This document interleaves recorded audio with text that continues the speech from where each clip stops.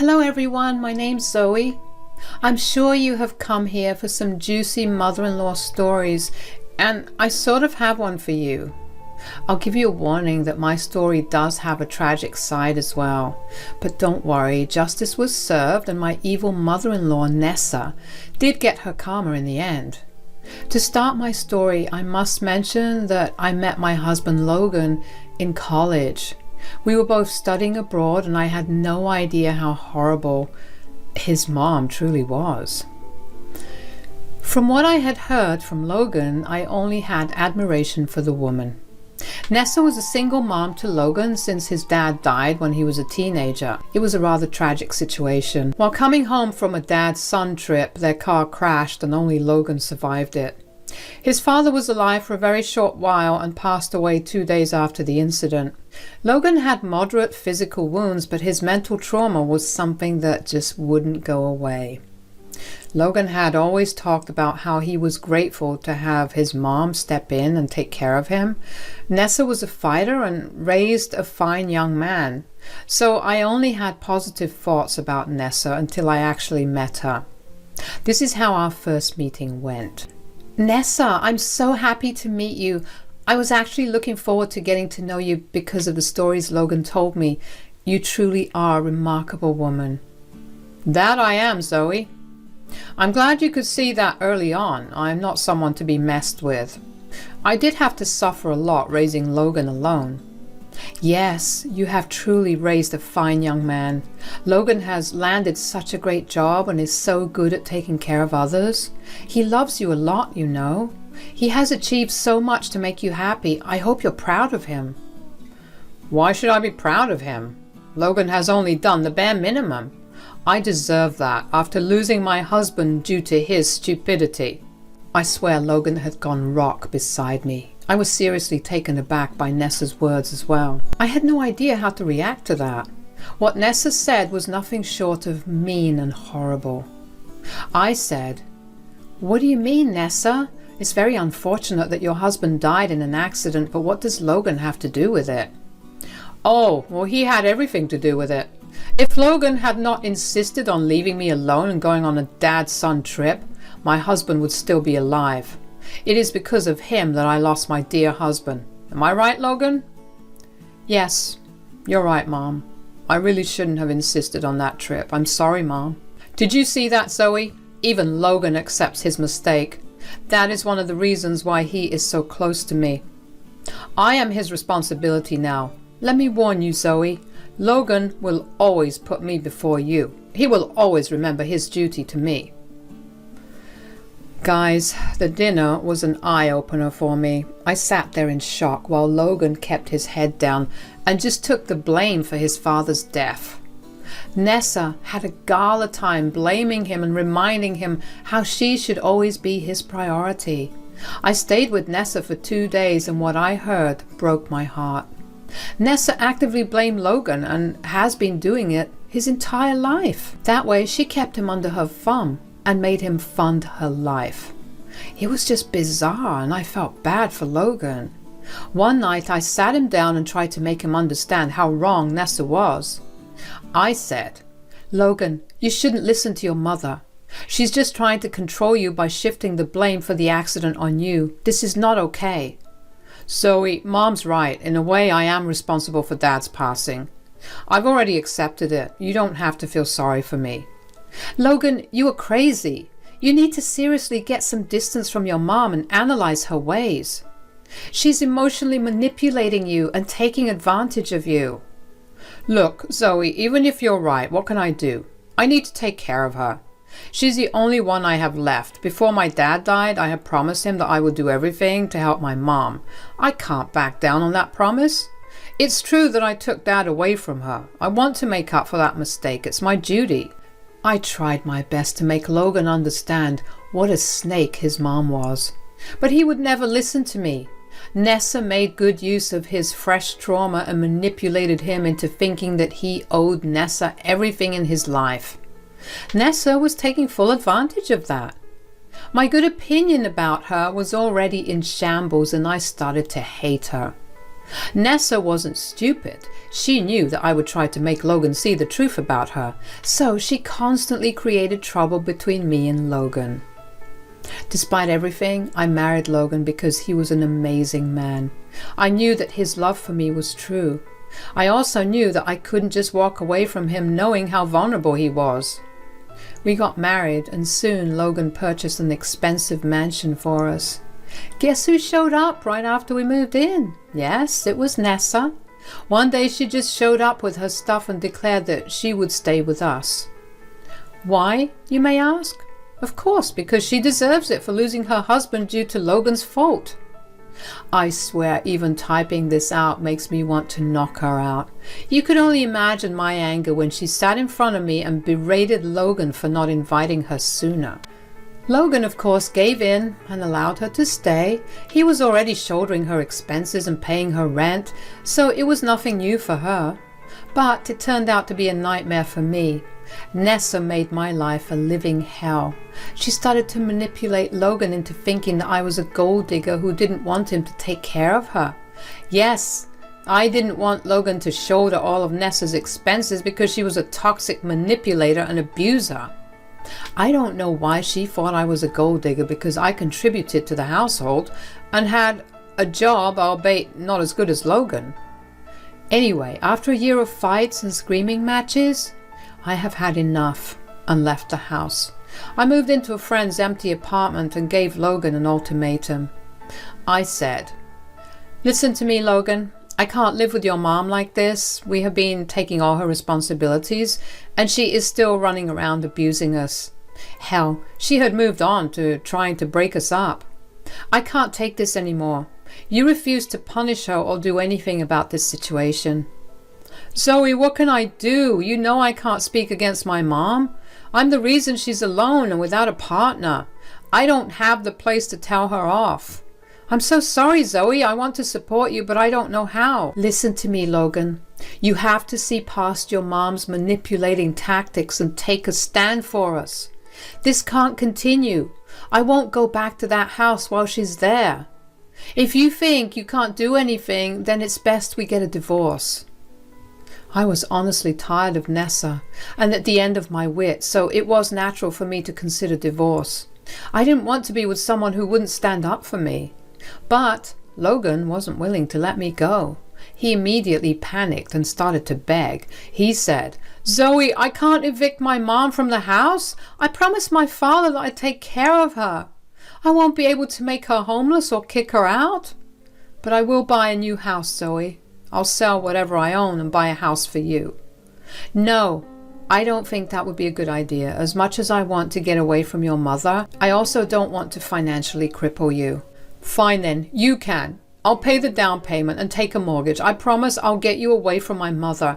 If I leave her the house, she will at least create less problems in our life. I'll slowly cut her off, Zoe. I promise you that I will make sure you never face this situation again." Logan literally begged me to give him a chance. I won't lie to you guys, but I did feel hesitant to accept his request. I did love him a lot, but I was doubtful that his mom would leave us alone. However, after a lot of careful consideration, I decided to give him a chance. But things would be different for us. It was hard to start a new life with Logan. Nessa threw a fit when he talked about moving out. Thankfully, Logan pacified her by saying that the house would be hers and she wouldn't have to leave her favorite place. Also, Logan promised to send her an allowance every month so that she wouldn't have to fend for herself. While this was going on, I continued to stay apart from my husband. I wanted to see his resolve and only waited till he had purchased a house and started the mortgage payments. He was the one who set everything up, so I knew he was serious. 2 months after the house purchase, I moved back in with Logan. Nessa threw a fit and tried to cause problems. She stormed into our new house and said, "Why the hell is that witch back with you, Logan? I thought we had gotten rid of her for good. You don't need a gold digger in your life like that. Look at this, Logan. She even made you buy a new house." "Mom, you have no right to say what I do with my own marriage. You wanted Zoe gone, but I didn't. We have decided to mend our relationship and marriage. You should be happy for us." Why the hell would I be happy, Logan? First, Zoe tried to kick me out of your house, and now she made you buy her a new house? She's just proving me right in thinking that she is a gold digger. Why would you still want that in your life? Mom, I love Zoe. Buying a new place was solely my decision. Zoe had nothing to do with it. You are not a saint either, Mom. You did create a host of problems for Zoe, too. So far, I have never stood up against you, but you are taking things too far. Don't make me regret supporting you, Mom. My dear mother-in-law turned pale when Logan talked to her like that. She had never expected Logan to stand up for me like that. I know that to most people it is nothing remarkable, but to me it was. I knew how much mental strength it took Logan to stand up to his mom. Nessa, of course, cried and lamented about how he was treating her very cruelly. It was a complete drama, and I wisely kept my mouth shut. I didn't want to interfere and somehow give Nessa the chance to make me the bad guy again. Plus, I didn't even have to say anything. Logan continued to covertly threaten Nessa about cutting off her monthly allowance if she continued to cause problems. That shut her up eventually, but Nessa's words also gave me some food for thought. When Nessa was gone, Logan started to apologize to me again for his mom's words. He was worried that I would bolt after this small incident. He was really caught between a rock and a hard place. It honestly made me feel very sad for him. It was then that I decided that we needed some more changes. I said, Logan, I really appreciate how you stood up for me today. I know it's not enough and a little late, but I appreciate it anyway. I will do that again if Mom tries to create problems, Zoe. Please don't leave me again. I swear I will make things right. Logan, I'm not leaving for now, but we would need a little more change after today's incident. It has got me thinking about certain stuff and what more needs to be done. Logan immediately jumped to hear my suggestions. It warmed my heart to know that he was willing to do what it takes to make us happy. That's how I got the confidence to proceed with my suggestions. I said, first of all, I think we need to see a therapist. We need both individual therapy and couples therapy. It will help us fix our relationship better and make you unlearn that shit that Nessa has been teaching you since your childhood. Absolutely, Zoe. I've been thinking about the same thing. It's difficult for me to stand up to my mom due to my childhood. Mom really made sure I always felt guilty about standing up to her. Only therapy can help me in this regard. What else do you have in mind? I would like to start paying the mortgage on this house. What? No. I decided to buy a new house. I need to prove to you that I am committed to us, Zoe. You already proved to me that you are committed to making this marriage work, but I need the world to know that I am not a gold digger. For that, I need to have an equal contribution to this house. You already made the down payment, so I will take over the mortgage payment. Eventually, we will put both our names on this house. Logan did protest a lot when I suggested this. He was adamant that he would pay for the whole house. Hell, he even suggested I put my name on the deed without paying anything. But I strongly disagreed with that. I knew that if I had taken up his offer, his mother would be proven right. She would have convinced everyone that I am after Logan's money, which I am definitely not. The best course of action was for me to pay the mortgage and eventually have my name added to the house. After a lot of discussion, I convinced Logan to do what I had planned. From the next month onward, I started the mortgage payments on the house. 2 years passed and things were great between me and Logan. In our new house, we were able to have a happy married life away from Nessa. She did try to meddle and cause problems, but Logan put her back in her place every time. Therapy helped a lot, and Logan was able to let go of the guilt that his mother had instilled in him. The two of us were very happy, and Nessa was a distant problem from our past. But everything came crashing down when Logan was diagnosed with a rare disease. The diagnosis came late, and there was very little we could do to help him. He was given 4 months to live. It is difficult for me to describe what the diagnosis did to me. It is even more difficult to explain my mental condition when he passed away just 3 months into the diagnosis. What I can say is that I was able to make the most of what little time I had left with Logan. Thankfully, Nessa didn't interfere much, or rather Logan didn't allow her to. But when he was gone, Nessa didn't stop the venom spilling out. Just 2 days after Logan's death, she strolled into my house like she owned it. I was angry and said, "What the hell are you doing here, Nessa? I told you to stay away." "Why would I listen to you, Zoe? This house will soon be mine anyway. I've just come to see it before I take full ownership of the place." "You are freaking crazy, Nessa. This house is mine. There is no way in hell that I would let you take it from me." "Oh, darling, this house was Logan's till he died. I know that you guys never ended up adding your name to the deed. Before he died, Logan had promised me that I would receive this house in his will." Nessa's words made me panic instantly. She was right about the house. As the years passed, we didn't have the chance to put my name on the deed. It was actually still completely in Logan's name. Now, Nessa was saying that Logan had promised her the house. I had a hard time believing that Logan had betrayed me so cruelly, but until the will was read, there was no way to tell. On the day of Logan's funeral, things were tense between me and Nessa. We were both pretty sad, although Nessa made a big show of crying every time someone came near her. How did I know? Well, she actually smirked at me when people left me to comfort her. It was starting to get on my nerves, especially because I really wanted to grieve my late husband in peace. I didn't want to make that day about me, so I kept my mouth shut and avoided any confrontations.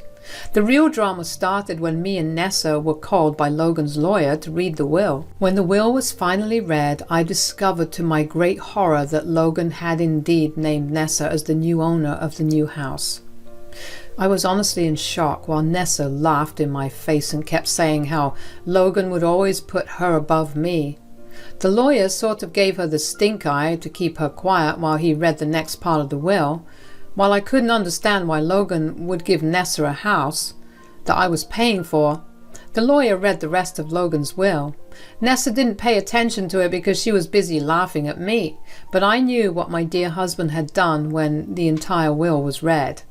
I smiled a little at Nessa when the lawyer said, "So, as you can see, the smaller house that was purchased recently will go to Mrs. Nessa here." Oh God, my son does love me a lot, doesn't he? He left me 2 freaking houses while his gold digger wife didn't get anything.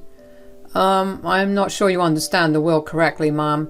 Maybe instead of laughing at your daughter-in-law, you should have paid more attention to the last part of the will. What? What are you talking about? Well, let me put these simple words for you, Mom. The bigger house that you're living in right now is going to Zoe, and the smaller house with an active mortgage is going to you. This means you will have to empty your existing place and take on the mortgage at the smaller house. Nessa's face completely changed when she realized what Logan had done. Her precious son hadn't left her everything in his will. Instead, he had left her a small house with an outstanding mortgage that she would have to shoulder. I, his wife, ended up inheriting the bigger house from which Nessa had forcefully made me move. It was the last bit of revenge that my dear husband took on my behalf. Nessa was in complete shock. She couldn't believe what she was hearing. She said, "Excuse me? What are you even talking about? That can't be true. My son would never do that to me. You are lying. This is some sort of a scheme against me." "You are accusing me of being unprofessional, Mom? That is a serious allegation that I won't entertain. I will provide you with a copy of the will so that you can cross-check the facts." "Oh, hell yes. I'm going to take a copy and see for myself." The lawyer looked pretty ticked off as he handed us both the will. True to his words, the will stated what the lawyer had already told us. My husband hadn't betrayed me. He actually screwed Nessa over as a last act of revenge. I knew he did it for both me and him. He was finally able to teach Nessa a lesson. Seeing Nessa's face, I could tell that she wasn't pleased. She started to cry and yell at both me and the lawyer.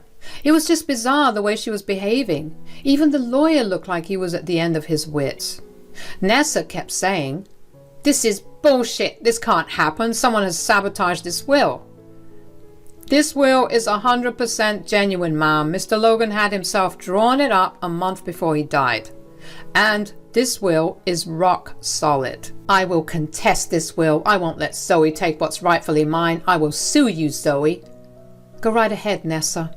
Your son has made sure that the will is ironclad. You can't do anything about it. If you want to contest, you will have to use your own money.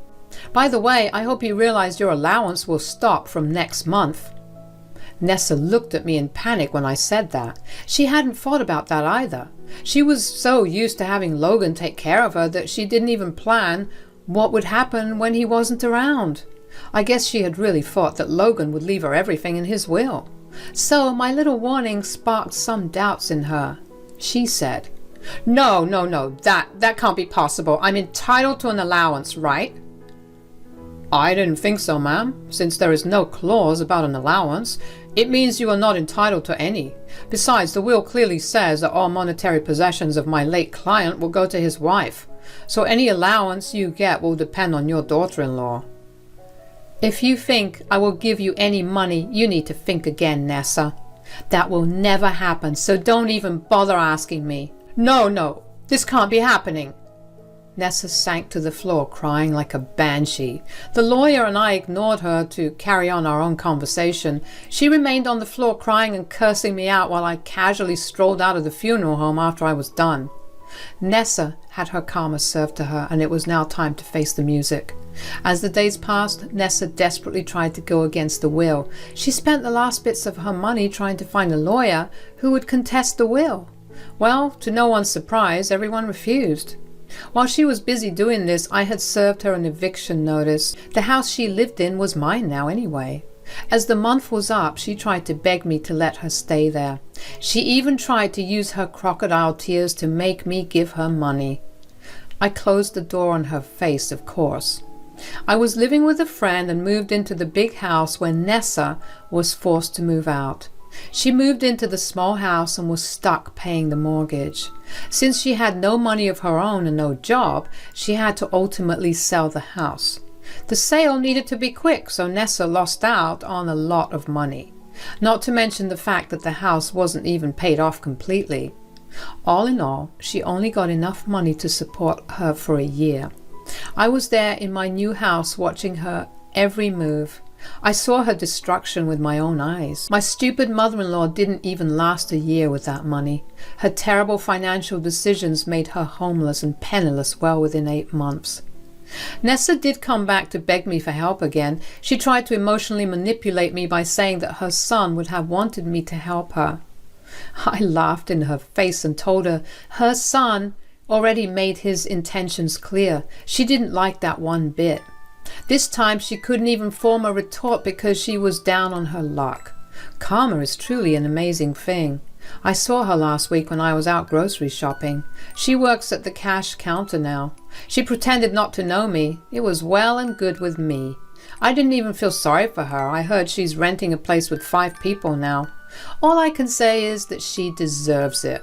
As for me, I'm content being single in a big house and with the beautiful memories of my husband.